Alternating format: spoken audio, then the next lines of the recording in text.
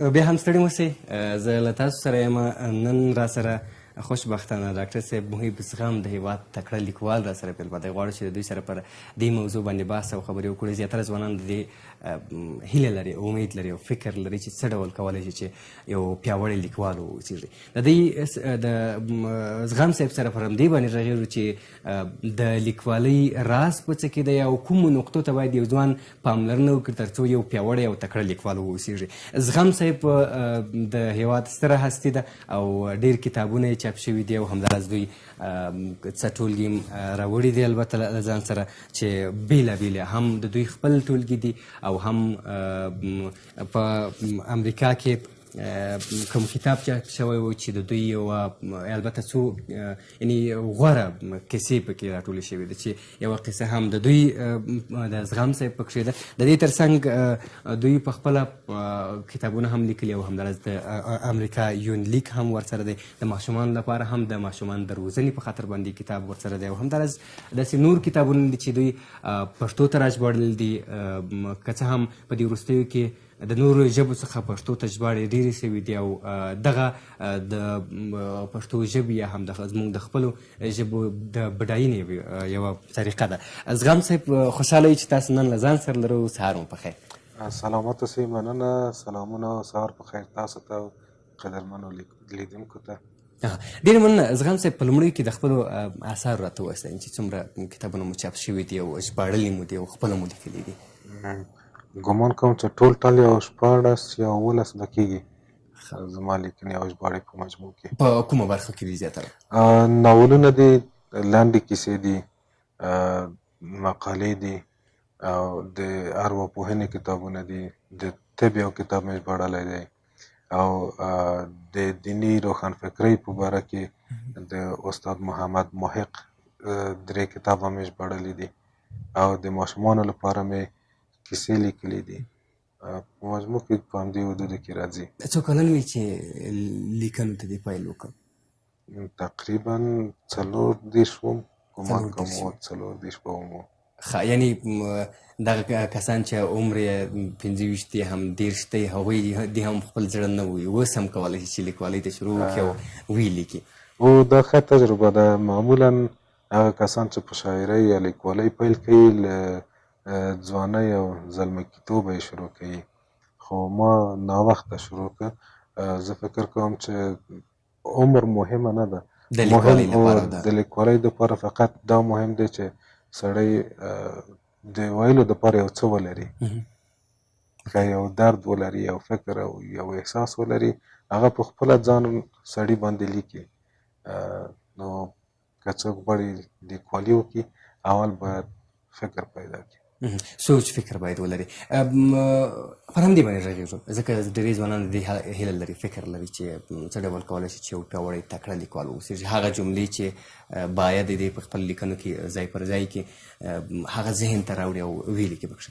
د دې راز په څه کې دی او تاسو کوم ټکي ورته پیشنهاد کوئ چې هغوی یو تکړه او پیاوړی لیکوال واوسېږي؟ زه فکر کوم چې د لیکوالۍ اساسي ټکی دا دی چې سړی هغه څه چې په خیال کې او په فکر کې ګرځي هغه ولیکلی شي، بیان یې کړی شي.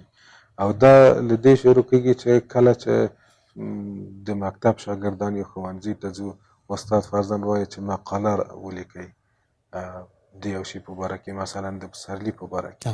دلته شاګردان معمولا 2 ډوله دي. یا هغوی دي چې خپلې خبرې لري، خپله فکر کوي، د پسرلي په باره کې یوه نوې خبره کوي.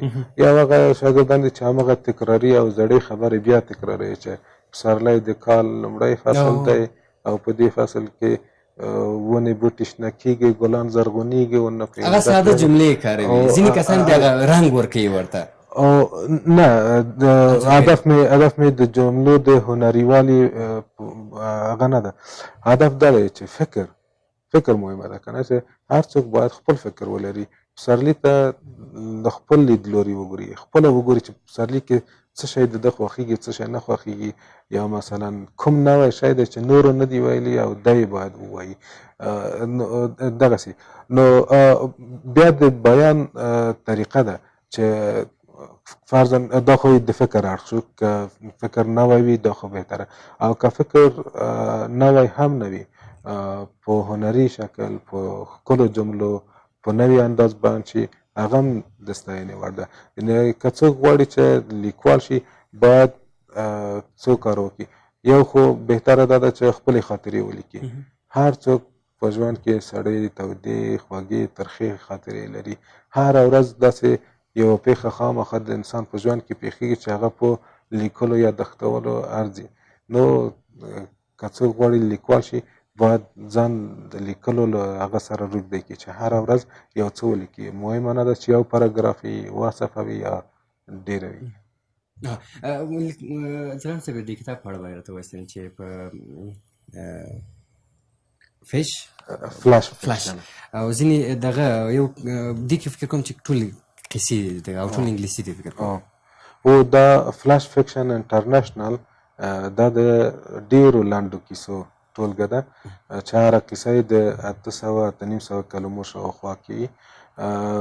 په امریکا کې یوه سیالۍ غوندې هغه اعلان شوې وه چې د نړۍ ډېرو هیوادونو لیکوالو یې بلنه ورکړې چې خپلې کیسې ورولېږي.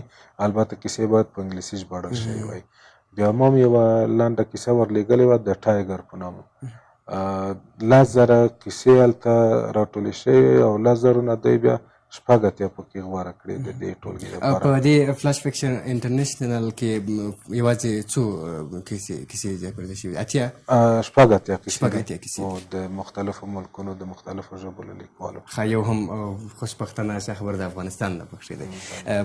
همداراز که پر دې باندې را سره وغږېږئ د لیکوالۍ پر هنریت باندې، یعنې ځینې کسان دي چې انځورګري ډېره خوندوره پکښې کوي، ځینې کسان دي چې ساده الفاظ پکې استعمالوي. د انځورګرۍ لپاره کوم ټکي باید په نظر کې ونیسي سړی تر څو هغه لیکنه یې په هغه ډول باندې وویسي چې یو څوک یې کله هم دغه پیل لولي مجبوره دی چې تر اخره پورې ولولي؟ دا په دې پورې اړه لري چې موږ څه لیکو، ژانر پورې اړه لري. په مجموع کې لیکوالي په دوو برخو ویشل کېږي، فکشن او نان فکشن، یا تخیلي او غیر تخیلي. په غیر تخیلي کې په هغه کې مثلا خاطرې دي، ژوندلیک دی، بایوګرافي ده، آټوبایوګرافي ده، یا د خپل ژوندلیک چې سړی لیکي، مقالې دي. دا په دې غیر تخیلي کې راځي. او په تخیلي کې بیا لنډه کیسه ده، طنز دی، ناول دی، ادبي طرحې دي، شعر دی. نو هر ژانر بیا ځان ته خپله ژبه غواړي. خو په مجموع کې په ټولو کې څو خبرې مهمې دي. یو دا چې ژبه باید ډېره ساده، روانه او عام فهمه وي. څه چې ته لیکې باید ستا مخاطب باید ورباندې پوه شي. دا باید ځان سره فکر وکړي چې زه چاته دا لیکنه کوم، او د هغه ساویه، د هغه پوهه، د هغه ضرورت په پام کې ونیسي چې څه شي ته ضرورت لري چې زه یې ورته ولیکم. بله خبره دا ده چې دا په ژانر پورې اړه لري. که تخیلي ژانرونه وي هلته باید جملې تصویري وي،